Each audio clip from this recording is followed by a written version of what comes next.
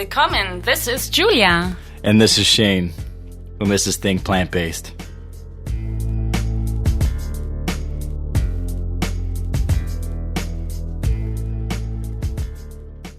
Think Plant-Based. Make sure to check out recipes, health tips, travel tips at www.thinkplantbased.com. And we're officially on iTunes, so please rate and write us a review on iTunes. Write us a review. Give us 2 stars, 3 stars, maybe 5 stars. Let us know. For sure, 5. Yeah, I mean, who would give us 2 stars anyways, yeah. Right? But yeah, make sure to do that because that's how we get found. Want to learn more about the fundamentals of a plant-based diet? Well, myself and Julia had a great opportunity to be guest speakers at the Life Mastery Foundation's Plant-Based Diet Online Summit. This summit is 100% free to watch live online with the ability to purchase unrestricted on-demand access to all the sessions. With over 26 experts in the expertise of a plant-based lifestyle, you won't want to miss it. Sign up now. You don't want to miss our talk, Becoming a Better You on a Plant-Based Diet, on April 22nd at 1 p.m. Pacific Time. The link is in the show notes and on our Instagram page at Think Plant-Based. Stay healthy. Stay motivated. See you there. Guys there. Here we are. Yeah, we're always here. Fitness is so important, right? It's not just about food, right? How about you, Shane? Yeah, no, you got to have good fitness routine to keep healthy and keep you, right? keep you going. And we have an expert here. Hi, Maria. Maria, how you doing? Hi, guys. So nice to meet you. Thank you for having me on here. Well, thanks for your pleasure. time. Yeah, thanks for your time. We know you're so busy and dealing with so many clients, and we're so blessed to have you on our show and talk about fitness. Mm-hmm. So sweet. Yeah, so tell listeners a little bit more about yourself and what you do. Sure, absolutely. Okay, so since this is a vegan podcast, definitely gonna start with that. So sure. I went vegan. Why not? Yeah, right. Yeah, so I went vegan in 2015 in September, and it was one of those more instantaneous shifts, I would say, because I had been like toying with the idea of exploitation and what the food system really is and how much is hidden from us in terms of the sources and in terms of what is actually done in practices like to get us the food that we see in supermarkets.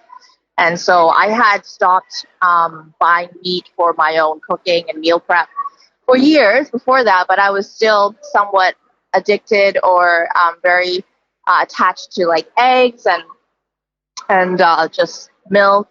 And so even though I wouldn't say I was a vegetarian, I would say that I was not able to just let go of some of the last bits right. before I could fully switch to veganism. Mm-hmm. And so it wasn't until I met somebody who was like a hardcore activist, and he's my ex now, but then back then he was just someone who entered into my life that I now recognize as a catalyst. And he asked this really, really poignant question that just said, if you want to say you're a good person, then every meal you have a day, like, you contribute to some of the worst suffering in the world. So how can those two exist together? Right. And so when I saw that, it was on Facebook, and so that night I just went vegan. Wow. And it's really powerful. The things that each of us say, and every little bit counts, right? So you never know what kind of impact it might have on somebody else. Yeah, right. And everyone has a different impact to words, like it Absolutely. impacts you, but some people think, oh, everyone else is eating meat. Why should I quit? Everyone else is doing it. So and so, I mean, he wasn't the first vegan I had met. I had also made friends with this girl online who was from LA, and I had never met her in person, but she was always posting and, just like really opening my eyes and bringing that awareness to, just really questioning everything that, like how I was living before. So that was I was really grateful for people like that, for sure. Right. And you were always into fitness, or even before being even vegetarian, right? Was it always a passion of yours? You know what? I never thought of it as a passion. It's so funny because as I was growing up, like I'm Chinese, right? And like fitness is definitely not it's not prominent in Chinese culture at all. Like I didn't even know what a personal trainer was up until I was in my mid-20s. And so I started going to the gym when I was like in grade 12, about grade 12. So I was about 17 or so, like 16, 17. I just went to the gym because we had it in gym class, and then I just had some friends who wanted to go, and they were just kind of were dicking around, like doing whatever. You have no idea what you're doing. And then I just kept going to the gym, and from like that age, like now I'm 33, so it's been over a decade for sure. And I just I guess it became just a very constant part of my life. When something is just like, you just turn to it just Right. because you don't even have to question whether or not it's good or it's bad for you. It's just something that you just naturally tend to do. But in terms of becoming a trainer, I didn't even know what that was before until until I was in my mid-20s. And then so this is like they're all very related to the people I have dated. So this is the ex I had before my vegan catalyst, and he is a trainer, and him and I are still really good friends. And he opened my eyes in another really powerful way to how living your life, like following the crowd and doing the 9 to 5 and, just making a paycheck and not really pursuing what fulfills you, or not pursuing, just looking at your job as something to make money and pay the bills with. He opened my eyes to the fact that that does not have to be the only possibility. Right. And when I was working, when I was with him, I was working as a technical editor, and I was naturally just good at that work because I had read so instead of watching TV as a kid, I would just read, and I would read thousands of books over my childhood, and It was just naturally something that was very easy to do. I would look at text and I would be able to edit it for errors and stuff like that. Nice. And I know, super a very great skill. Just naturally there's a comma missing. Mm-hmm. Yeah. And so when I finished university, I came out with an arts degree in philosophy, and that's essentially useless. So I had to go back to school and then get, you know what I mean, right? You're hi, no one wants me. I don't even know what I have to offer. Oh, yeah. Nice. So you went back to school, then what did you study? Well, so I studied technical writing, documentation, because that's naturally what I was good at, and it was something that could translate over to multiple industries. So I was like, okay, well, even if, this industry might be going down or whatever, that I can just move those skills over. It's very transferable. Right. But then I got this job, and it was in North Van. So if you can imagine, I was driving from Richmond to North Vancouver every day for That's quite a commute. Whoa, and the traffic. Even Richmond to Vancouver can be a commute over the bridges if there's an accident or something. It was now you have to go over 2 or 3 bridges. Bridges. Yeah, it's a lot of freaking bridges, and this is stop-go traffic. And I drive manual, so that messed up my back. Oh no! Yeah, man, it was just awful. Hardcore. Yeah, I can only imagine. Yeah, exactly. Yeah, and so I was doing that job, and it was I developed carpal tunnel syndromes within the first 3 months of working there, because the Can you explain what it is for the listeners, and for me? Well, okay, so carpal tunnel is nerve damage in the wrist, specifically in the nerve canal. Right. There's the bundle of nerves that run from through the forearms and then down to all your metacarpals. So all your fingers, each of them has nerve pathways. And so with thousands of repetitive movements in a certain cramped position, especially for women because we have smaller wrists usually. Yeah. Then you can start to stunt or to impact the nerve health because you're constantly pressing upon it.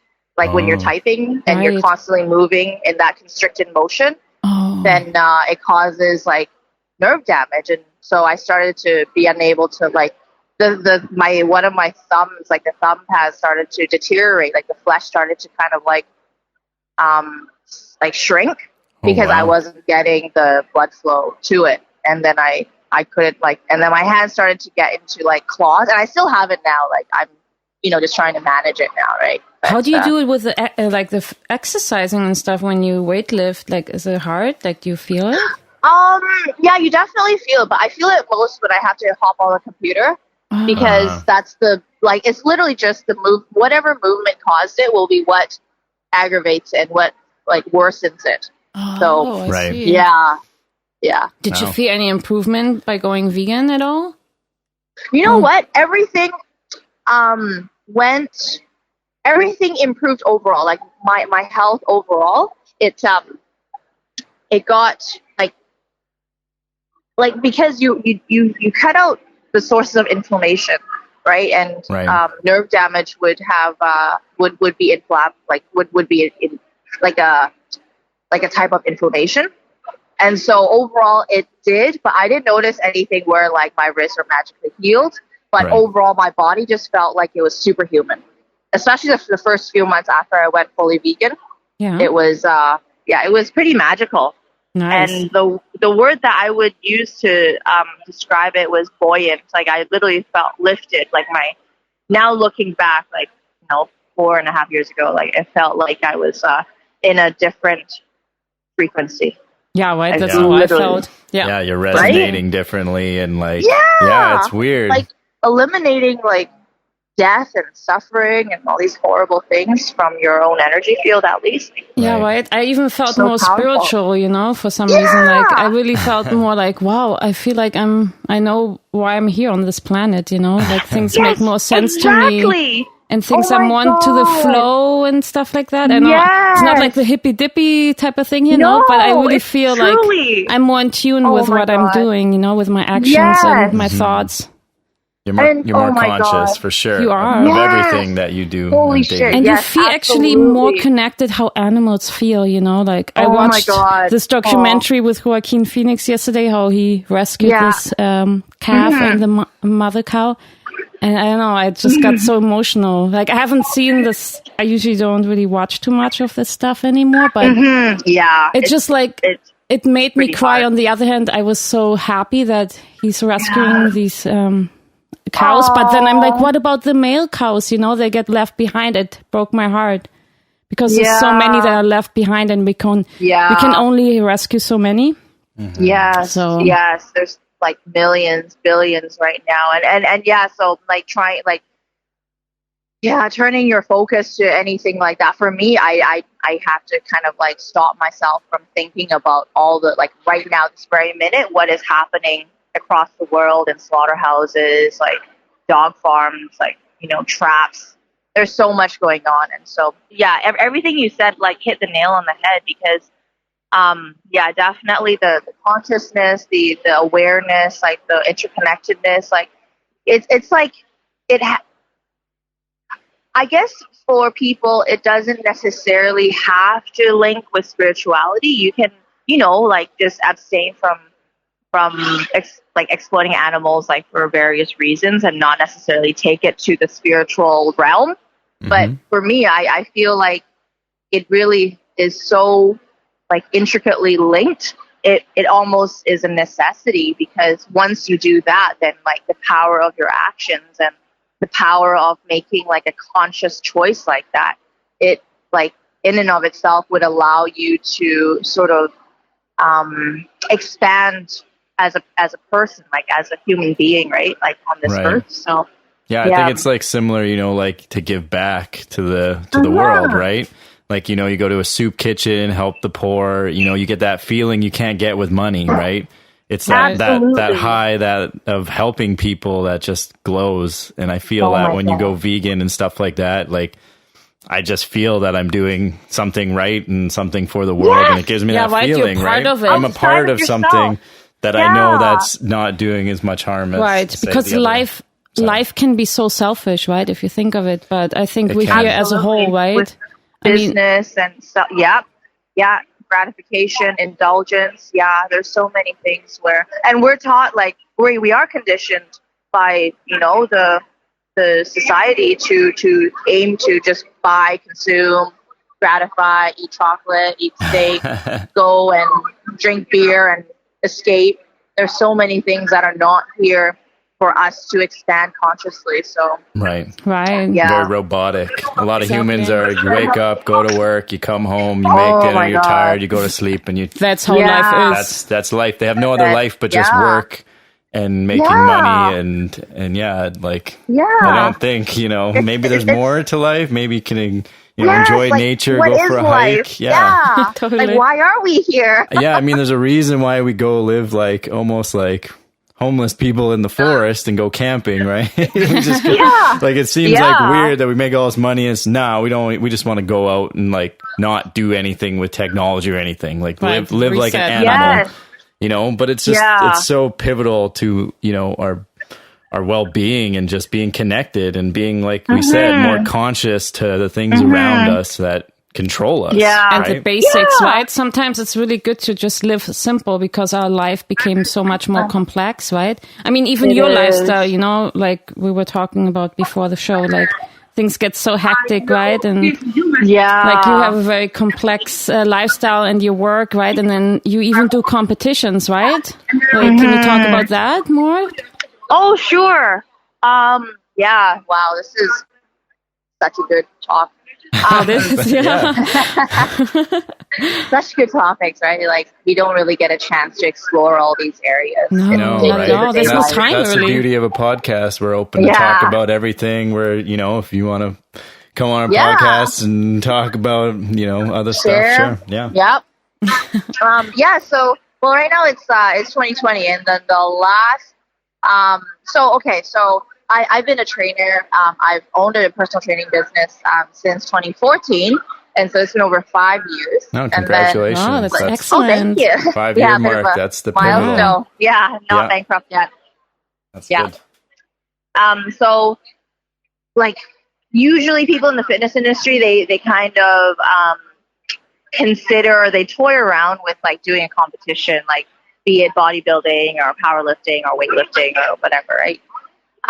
And so before, I didn't really have any sort of inclination towards bodybuilding, like to step on stage for any reason, like not for myself, right? Like, however I view my body is fine with me. I don't really need to sort of have someone else evaluate it or to compete against other people.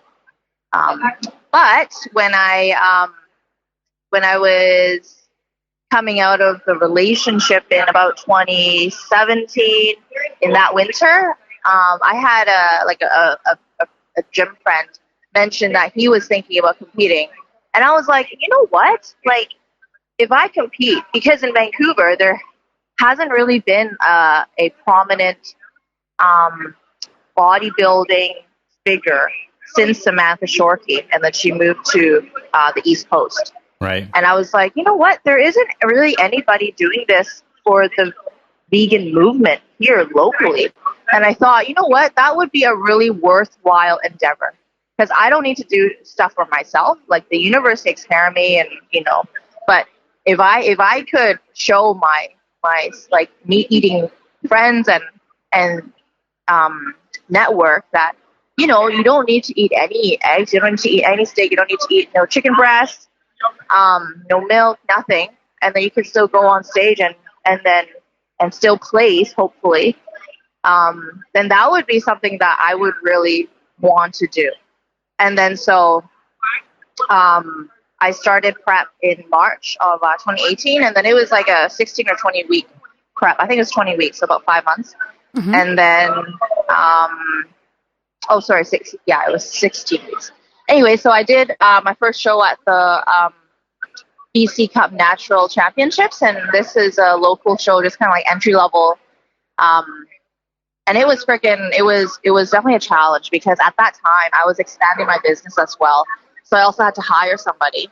And plus, I had also set a goal for myself to buy my first place. And so I was like saving money like mad, and, trying to like working like 7 days a week. and then trying to hire, and then trying to figure out how to like, what to do as an employer, like what that role, like putting on that hat would mean, right? And so I was trying to juggle all these things, and plus every day it was like a 6-day bodybuilding split. So you have to do your warm up, and then you have to do the actual weights. And I had hired a coach, like a couple from I think they're in Langley, and so I drove out to their gym every Sunday for posing class. And plus I was doing research on my own, like studying like the elite, like the IFBB pros, because posing class isn't enough, right? Like you have to actually study what like the masters are doing so you can just dominate. And so I was at the gym about 3 to 3.5 hours a day, and then that was in between my morning clients and my evening clients, and I still had to cook and do the meal prep and then eat like 5 times a day, and then still figure out stuff with my accountant to put money down, and then find a realtor. And then I was honestly, the universe just was like, it took care of everything that year, because I literally set out the intention to have the perfect place fall into my lap in May. I needed to, because I was still living with my family, with my parents, and then we had decided that we would all move out, like we would all just move away within a few months. And so I had to get this rolling in motion, and I didn't have another choice. Right. And so the universe like delivered exactly what I wanted in the area I wanted, looking the way I wanted within 2 weeks. And so I gathered all my money, put the down payment down, and then so that was taken care of. And then the perfect candidate for the job posting also appeared. And then so that happened, and I started her in about I think May or June. And then I did my show, and then I got third place. Or sorry, I got second place. Second congrats. place. Oh, yeah, congrats. Thank That's you. big. Because that was amazing. Crazy. Yeah. Wow. No, it was. And I was like, wow, how is like, but I had this kind of like confidence from the universe. I felt like, you know what? Things are going to happen the way they're meant to happen. I'm doing this for a higher purpose. Yeah. And the results are almost detached from me. And I just have this like, almost like a supreme confidence that it's going to all work out. And then I got second. And then the girl that got first place, she had been competing for a few years. And so I was totally happy to not have gotten first, because I know I didn't earn it. Like, I know I didn't deserve it.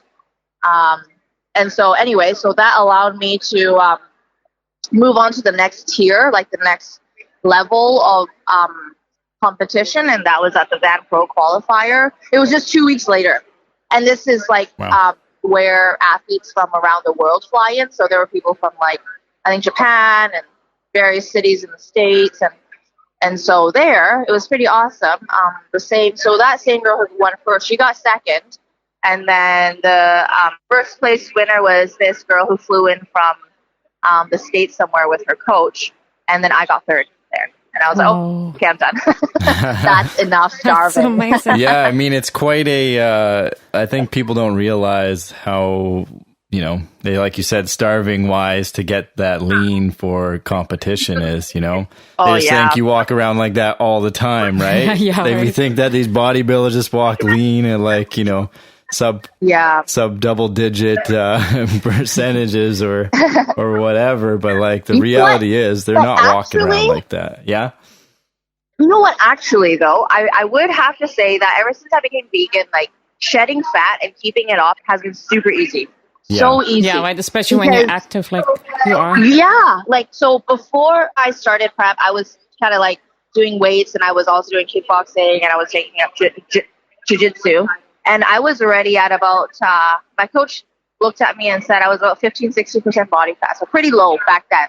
Then I started prep and I got down to like 9 or 10 for the shows. And then I kind of like gained, like psychologically, I started to develop a bit of a disorder from just that starvation, from that strict management. Right. And so I, started to eat more, obviously. And then now I've settled back down. And so it's not hard, honestly. Like, if you just put the time in, like you do the most efficient weight training program, just the most efficient, like high intensity, like big power output, lots of speed, lots of strength, lots of plyometrics. Like it's very doable, very achievable for people who are on a plant-based diet to just build like a lean physique and then be able to maintain it. Right. Right. Yeah, totally. Yeah. Yeah. Speaking on that, what would you eat on, like, say, your typical prep kind of thing, Yeah, or when you're building muscle? I mean, obviously, there's probably two different eating styles there, but just maybe run down some of your favorite. Yeah. I guess people always say, "Where do you get your protein from?" But your favorite, my God, yeah. How do you stay protein strong? meals. Yeah, how do you stay strong on a vegan diet? Oh, for sure. Like, okay, you're already at an advantage if you're not eating inflammatory foods. So that's a big one. So your immune system isn't being constantly in a battle with like foreign entities within the body. And I mean, okay, so I'm still in like the mock meats. Like I still love my like kind of meat alternatives. So during prep, I was eating tofurkey sausages every meal. Every meal that I was allowed to have, like in a day, you mean? Every meal in a day? Yeah. Every meal, yeah. So I would have like an oatmeal, like overnight oats as my breakfast with sausages. Oh my God, no! no. This is the non-sausage one. Okay. Although that might not be a bad idea. Yeah, right? Like a It wouldn't be my first pick, but I'm not going to say maybe it's good. I don't know. You never know. I've never tried it, so yeah, who knows? Yeah. Yeah, so I was, because it was like a perfect, so every meal, like my coaches wanted me to hit about 30 grams of protein a day. Sorry, a meal. Every meal. So every meal I had to hit about 26 to 30 grams, and that was why the tofurkey sausages were so pivotal, because they were about 26 to 30 grams. And then everything, and they're easy to get down, that, right? Because they're compact, they're very dense. Yeah, and they're like flavorful. Yeah, so if I'm eating, like just what was I eating? Like just a bunch of like, greens with it, and then some like a half cup to a third, like 3/4 cup of some kind of grain. That would essentially be my meal, like a bunch of vegetables, and then a little bit of my complex carbs, which still has protein in it. Right. And then my tofurkey sausage. So that was what I was doing on prep. And then, of course, I would have a couple of like protein smoothies with berries and like almond milk or soy milk. And then that was pretty much it. That was my prep life for a few months. Nice. So how many meals a day do you have around? For prepping? I had prepping. 2 of the savory meals with the sausages. I had 2 protein shakes, and then I had my breakfast oatmeal, overnight oats thingy in a jar. And do you consume? A lot of like caffeine to your work, like your trainings and stuff? Yeah, because if you're cutting, you're probably lower in energy, right? Usually. Yeah, definitely, for sure. Yeah, So and if everything something. is, it was, actually my client. Hard. So my clients told me just a few months ago, so like a full year after my prep, but like one of them, they're super sweet. They're like this like couple that's around my age and like just like the sweetest people ever. And the guy was like, "Oh, Maria, I think now it's finally safe to tell you that when you were doing prep, you were really grumpy." Yeah, it's not good to be, when your body. Yeah, it can be hard. It's in a calorie deficit. Your energy levels are low. You're not making you're not eating the same amount your body needs kind of to keep going as much. Exactly. It's like all this manipulation of all these variables, and your mood, of course, suffers. Like it's hormones. Everything is all related. And your to sleep maybe too, right? So it probably throws your sleep out too. Yeah. So things are not flowing the way. I mean, being vegan is of course an advantage, right? Sure. Like just across like all the various, like all of those elements, I probably would have had a way harder time if I was still eating animal products. But overall, yeah, if you're doing prep, I know some people thrive on, competing and everything, and that's amazing, I just don't really have that strict militant sort of like, if I have to measure my food every day, I'm just not the type of person to do it. There are people who too time consuming. Yeah, I've counting done it before, calories, and I'm like this. I'm like, this is too time consuming. I'm like, this is ridiculous. I'm just gonna estimate it, and usually you underestimate more than you actually overestimate. I find sometimes depends on what it is. Right, peanut butter, I always underestimate. Dude, oh, 5,000 calories. Yeah, it's like, it's a tablespoon. It's like 4 tablespoons. Exactly, heaping. Nuts. I find if I want to lose weight, cut out the peanut butter, and all of a sudden I magically start losing weight. I'm like, okay, great. It happens so quick. Nuts are the calorie dense foods you take away and you fill it with less calorie dense foods, but more satiating foods like, more greens, more grains, more things like that. Like whole foods, right? The more whole foods, plant-based I eat, the leaner I can get. Right. Absolutely. Reduce your sugar intake, as well. Yes. And, even alcohol, right? Like, reduce that and it's magic. Sure. You feel so much better. Yeah. Yeah. Well, Maria, there's this myth that it's harder for people to build muscle mass. Oh, no. Like, don't consume any animal products, right? Like, I thought that was the truth. Oh, wait, is it the myth? Is it a truth? Well, for some people, it's the truth, right? Some people believe it is a truth and not a myth. No way. Right? But how can our listeners maybe not in 2020 gain more muscles on a plant-based diet, in your opinion? Yeah. Well, if you actually look at what the nutritional profile of meat is, it's only about 30% protein.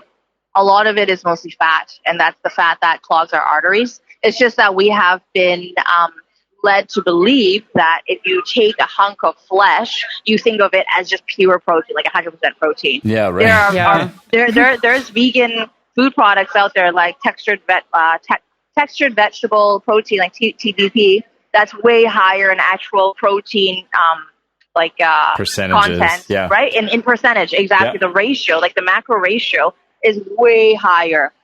And what else is there? Like seitan and tofu is actually higher than meat as well. So if you're actually just looking at the pure numbers, dude, even spinach and kale are higher in protein, in amino acids. Right, than so beef many or chicken. Sources. So many sources. Right? Yeah, and it's actually tastes so good. and you can flavor however you want. And honestly, like I have not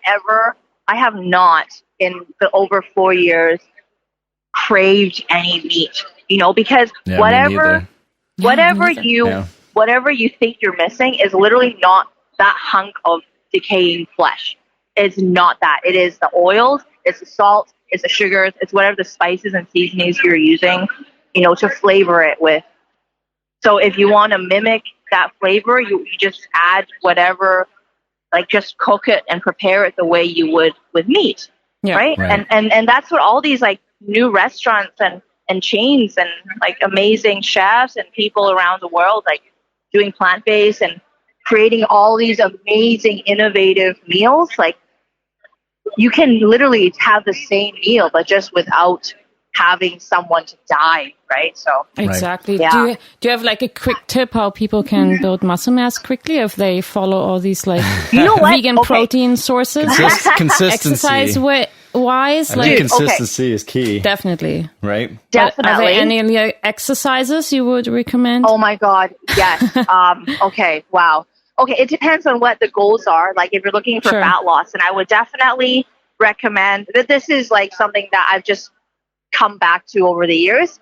I usually recommend doing heavy sets. Say for me, I'm trying to build my bum. Okay, so I do heavy barbell hip thrusts, and then I superset that with a weighted plyometric set.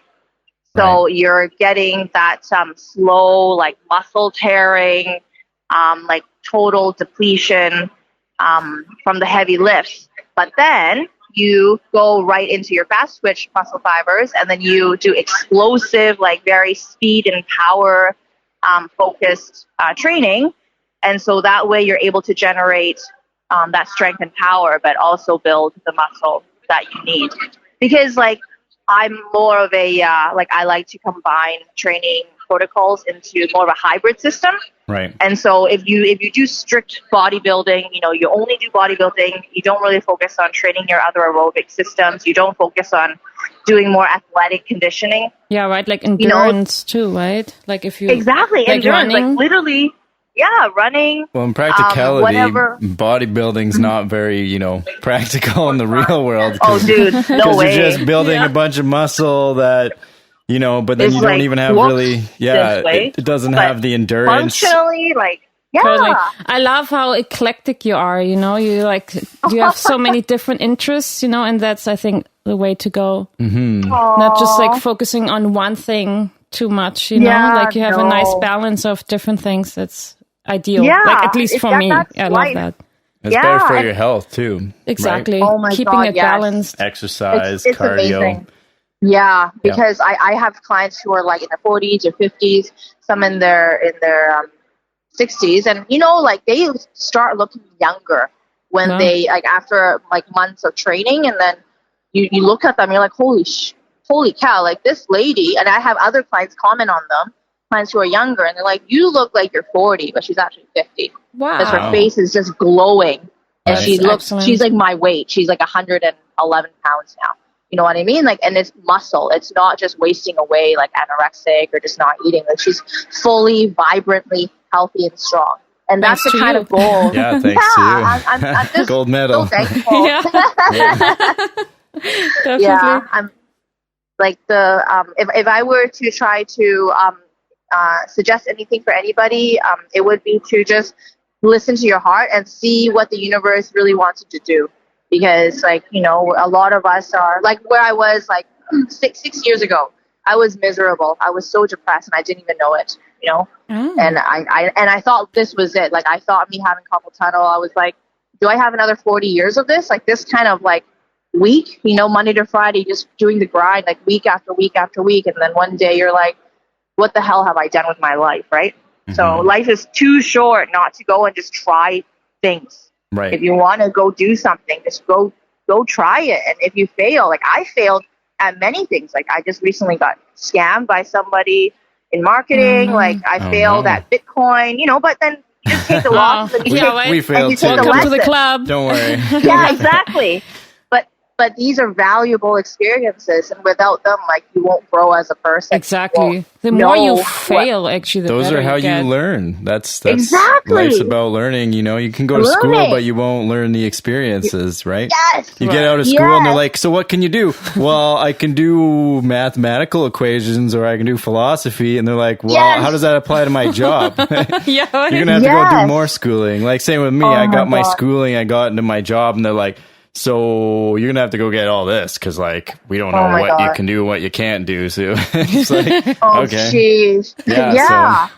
But life is the best teacher. Yeah, it is. Like, it is. And you got to stay positive, right? Even if you have all these bad experiences, like you need to be your self-motivator in life. Like no one else can motivate you as well as you do because you know yourself the best, right? And you should know yourself the best if you don't, like really explore yourself. Like to the best you can, and know yourself. That's how you can defeat like the worst things in your life. You should you should be on your own podcast. Like Jesus Christ. Thanks. Well, I know I'm in the acting world, and I know that's like how it works. You got to that million doors shut. Couple open. You just got to keep pushing the people that we're close to fame or close to getting, known. Dude, they quit too soon, right? Exactly. Yeah. And then you never know what you're going to go. So, but it's with so many things in life. Like that applies with everything. You waste your life if you're too depressed in life, I find, because you're not really living your life. You just miss out on the real life. What's happening around you. Exactly. Yeah. And life can be whatever you make of it. Like it can be literally whatever. Like there's so much magic that happens, and we just don't even acknowledge it because we're too scared to even consider that like there's more to it than just the five senses. Exactly. But man. No, exactly. Speaking about life, do you have any exciting future plans ahead of you? And where can the listeners find you? Oh yeah. Yeah, I for would love to training connect with tips. people for sure. Yeah. Yes. So yeah, this year I'm trying to shift to more of an online approach. So trying to get myself to build a more of a brand as a vegan trainer and as a vegan influencer, blah blah blah blah blah, all that stuff. So that's actually a big learning curve for me because I'm definitely not like a tech savvy person. Right.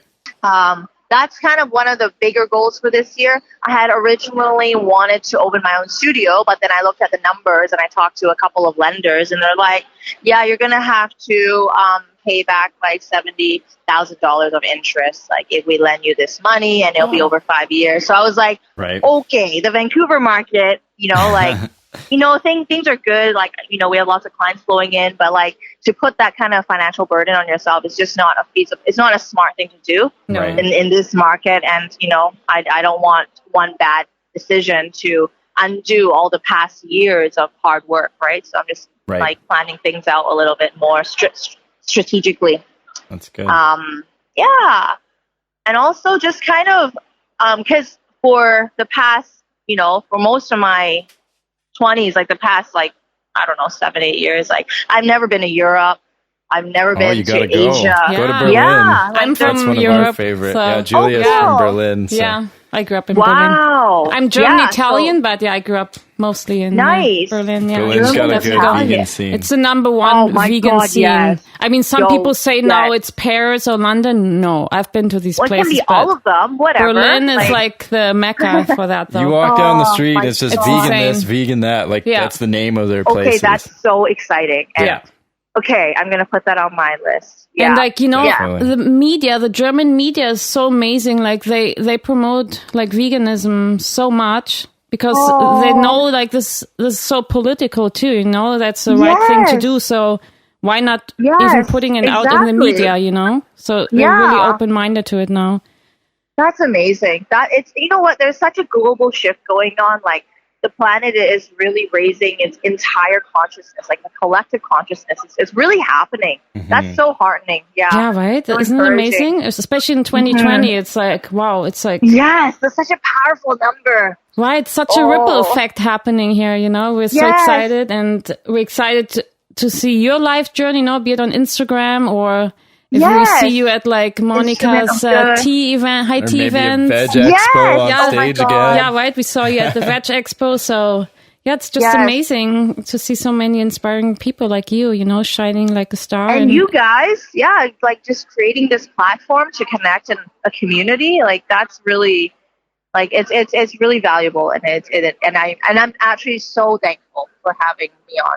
Oh, thanks, really us too. We just love like your journey. You're such an inspiration for people, and to not ever give up. No matter what life throws you. No. Keep on doing what you're doing, and I just see a bright future for you. Like it's just getting better. You just started, and it's just gonna get more exciting. Exactly.